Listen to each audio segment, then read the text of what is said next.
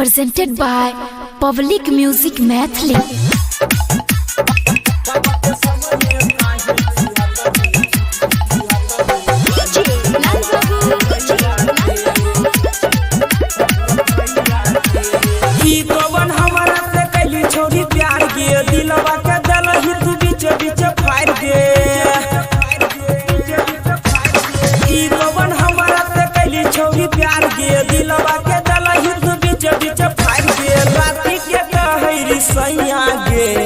पापा के सामने काहे छिहतरी काली तू हमारा के भैया के।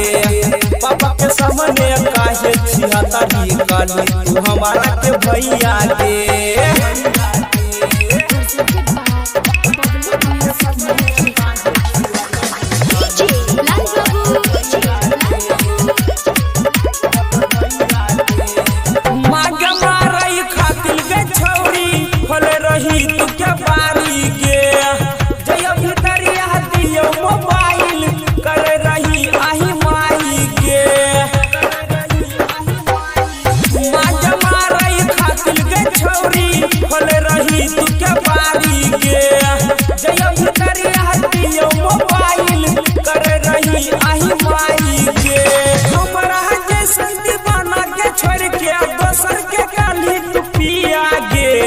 पापा के सामने काहे छिहतरी काली तू हमारा के भैया के।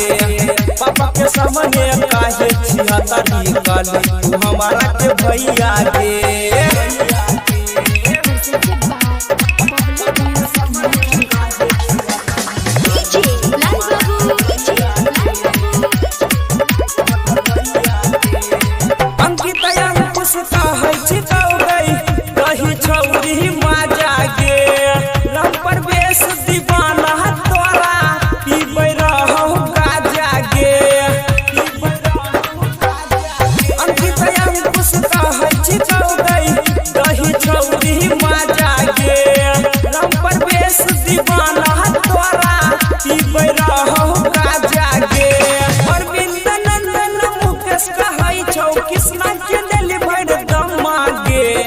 पापा के सामने काहे छिहतरी काली तू हमारा के भैया के। पापा के सामने काहे छिहतरी काली तू हमारा के भैया के। Recording studio public music Dudhpura बाजार।